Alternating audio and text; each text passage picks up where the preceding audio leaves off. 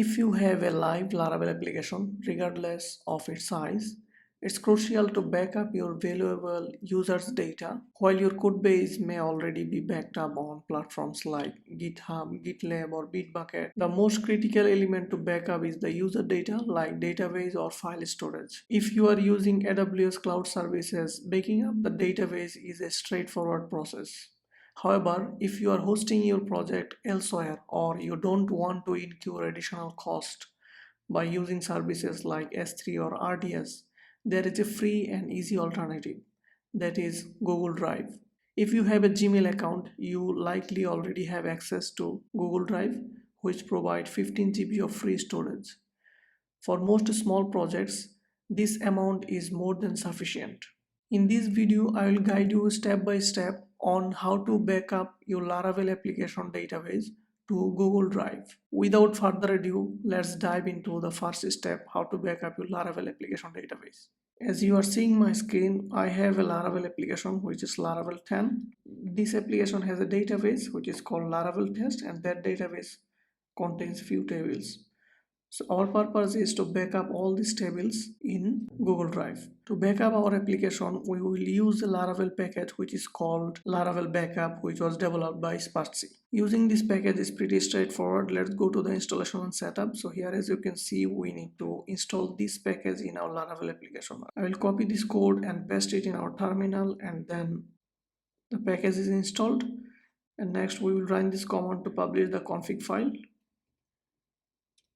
So the config file is published and it is in config backup.php. So if we check our code base, we will see that in config we have a new file which is called backup.php. In backup.php there are a lot of configurations options. I won't go through all of them, but as you can see, the name of this application is coming from the app name of .env. If not, then it would be Laravel backup. Other than that, there is also some interesting option like if you want to send notifications, but there is another thing which is called destination. I'm looking for that one. For example, here in line number 108, you can see the destination has a disk called local. So we are storing the backup in the local disk, which is basically this computer. So if it is in a server, then it will store the backup in the server itself, which is the local storage. Right now, as you can see, we don't have the disk Google Drive, so we cannot back up our database in Google Drive. We will see this in our next step, but right now let's see whether it can back up the database in the local storage or not. Let's go back to the package documentation. Now it's time to take backup. So we will go to this section which is called taking backup, and here, as you can see, there is a simple command called php artisan backup run, which is basically takes backup of everything of your application. For example, if I just run this command, so it has taken backup of all the files and directories, and it zipped the code to our local. Now if you go back to our application which is in storage, so now as you can see, there is a new folder called Laravel 10, which is basically the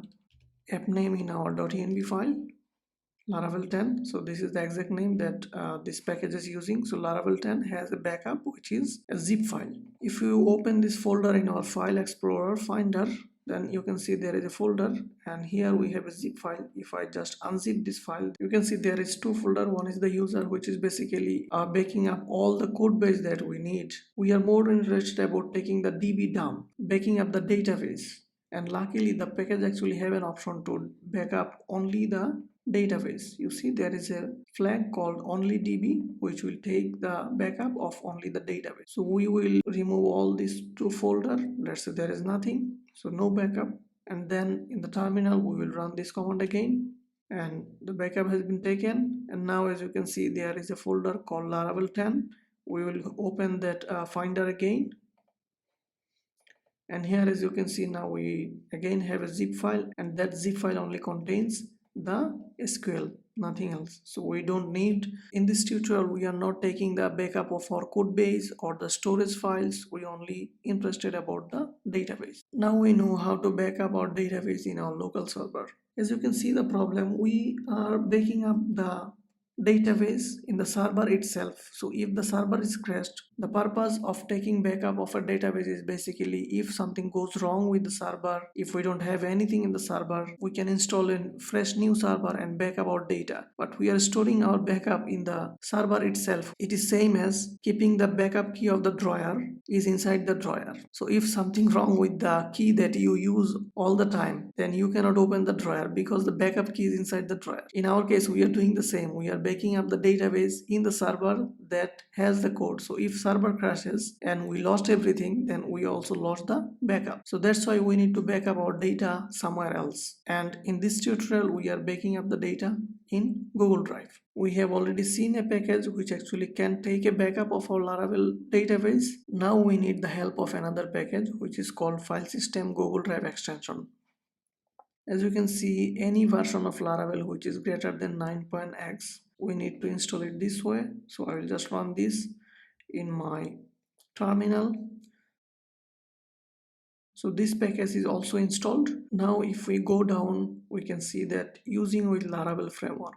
To use it with Laravel framework, we need to copy this in our .env file, and for an example, we will also have it in our .env.example file, so that when we install in the server, we can access to all the variable name at least, because .env file will never be posted in the GitHub. So right now, as you can see, we need a file system cloud, which is Google, and then we need the client ID, client secret, and token. But before getting into this credential, we need to set up something else. For example, here it is saying that in config file system disk variable, we need to have this part of the code. So we will go to file system, and then in the disk section, so in the disk section we have local, public, S3, and now we will add another one which is called Google. So here, as you can see, it is saying that Google is using the driver Google. So there is a difference. So here the disk name is local and the driver name is local. The disk name is public and the driver name is local. And the disk name is S3 and the driver is S3. So here we are saying the Google is the disk name which we will be using in our backup file. For example, here we will say something like this: Google. We can simply comment out the local because we don't need to store our database backup in our local, so we just only need in Google. But the problem with Google is using a driver called Google, but we don't have any driver. As you can see, this public disk is actually using local driver. Disk is just a name. You can have as many disks as you want, but that disk use a driver which is actually responsible how to handle the storage on the disk, and we don't have a Google driver. We already have a package that can handle that, and if we go back to the documentation of that package, you will see that how we can have a Google driver. As you can see, it can extend the storage, and this is how it can make a Google driver. So to do this, I will copy this part of the code, and then I will go to app service provider, and here I will make a new function like private function, and then what can be the name of the function? Let's say load Google driver. So we will import this storage facade, and then we are saying this is our new driver. So now we need to call this function where in the boot. So in the boot method we will call this load Google driver.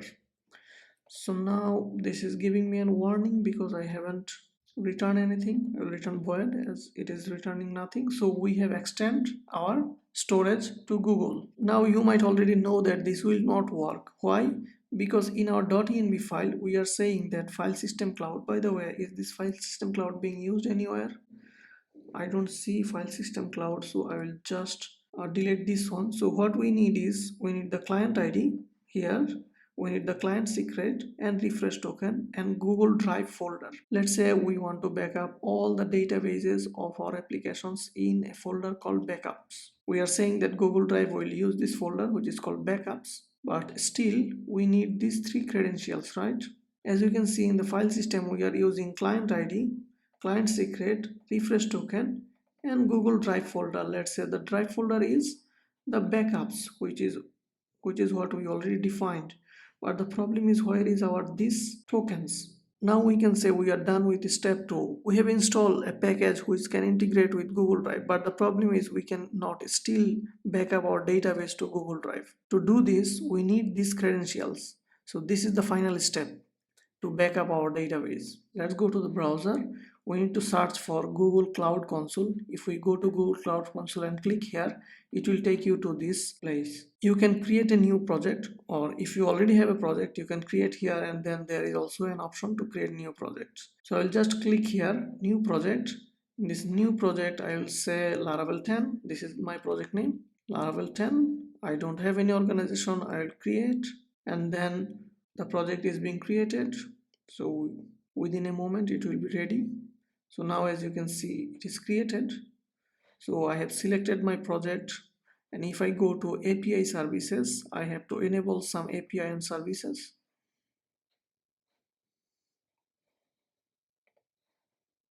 As you can see, the side menu has changed now. If I go to library, you will see that there is a library called Google Drive API. So I'll go into this, and then I will enable this Google Drive API. So I have enabled this Google Drive API for my project. So it is being enabled. It will take a while. So it is enabled. So now what I will do is I will go to credentials, and in credentials I want to configure an OAuth credential. So it is saying that remember to configure OAuth consent screen. So before creating the credential, I will also configure the consent screen. So I will say external, our app name is Laravel 10. Support email, let's use this one.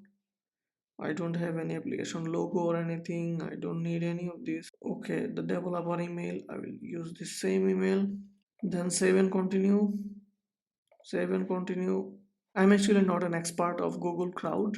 I don't actually know that much about all these configurations, but I just know that to set up your Google Drive credentials, you need to go through this. Save and configure, and back to dashboard. So we have the consent screen ready. Now let's go to the credential. I will create the credential with client ID. This is what we need. And we have a web application. So in the client name section, I'll say Laravel 10 Google Drive client. And then I don't need to authorize a JavaScript sign, authorized URL. I don't want to add any of this. Here you go. So as you can see, we have the client ID and client secret, which is something we need. So we will add this client ID and client secret here. This is the client ID, and here is the client secret. Now we need the Google Drive refresh token. So to have this refresh token, we need to go to this URL, developersgoogle.com @OAuth So once we load this URL, we will see that there is a list of all the Google's API. From here, we will open this Drive API B3, and from Drive API B3, we have auth/drive. So I will click on this one. Before checking on this authorize APIs button, we will go to the top right corner of this window, and here in the gear icon, if we click here, there is something called use your own OAuth credential. So if we check this box, then you will see that there is option to give client ID and client secret. So if we go back to our code base in the .env file, we already have the client ID, copied the client ID, and then client secret, copied the client secret and paste it here, and then close. So we have the client secret and client ID set up here. Now if you check the authorize API, if we click on this one, so as you can see, it is saying me that I am blocked. We are calling this Drive API service from this developers.google.com auth playground. We need to whitelist this URL from our console cloud interface. So here, as you can see in the credentials, we added the credentials, but if we go inside this credential, we haven't added any authorized redirect URL. So I will add this here without the forward slash at the end, and then I will save this. Besides that, we need to go to OAuth consent screen. As you can see, the publishing status is testing, so I would like to make this app published. Post to production, I will say confirm. Our app is published. So these are the things we need to adjust in our Google Cloud Console. So this is one thing. If we go back again, try to authorize again. So as you can see, it is saying me that the access is blocked. The account is incorrect. So as I am logged in with this account in this browser, so what I will do is I will go as incognito mode and I will do the same thing. So now in that browser I was in a different account. So here I logged in as the same user as I registered in our cloud console, and as you can see I put the client ID and client secret, and if I click on this one it will tell me to choose the account, and this is the account. Select this app requesting access to sensitive information. So I am okay with this because it is my account, and I will continue. And as you can see we have an interface, the API is responding. So I will click on this button. Now you see this auto refresh. If we go back here, then you can see this auto refresh token before it expires. As you can see we have an auto refresh token. Now we can select this option and then click again here. Don't bother about this response. What we will do is we will just copy the refresh token and put it in our .env file. So now we are saying that this is our client ID, this is our secret, and this is our refresh token, and this is the folder we need to take backup. So what I will do is I will close this window and go back to our Google Drive. I will create a new drive which is called backups. Create this drive. So we have this folder, and inside this folder, as you can see in Laravel, when we take backup, it will take backup in Laravel 10 folder, which is basically the app name. We also need to create this folder in our Google Drive. So if I create this folder again here, so Laravel 10, so it will supposed to store our backup in backups Laravel 10. And once you have all this credential ready, our backup is configured to Google. And now if we run the backup again, PHP artisan backup run db only, if we run this, it is taking the backup. Where is it taking the backup? It is going to Google. If we go to our Google Drive, as you can see, we have our backup data in our Google Drive. That's it. That's what we wanted. Now the question is, as we are executing this command from our terminal, we want it automatically. And as a Laravel developer, you already know it how to do that.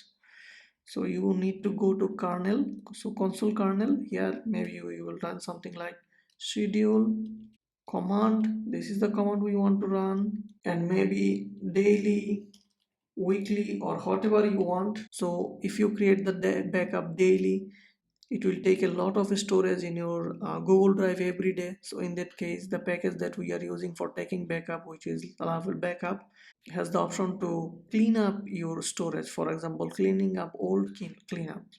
So I will highly recommend to go through this documentation, and then you will have an idea how to clean up the old backups.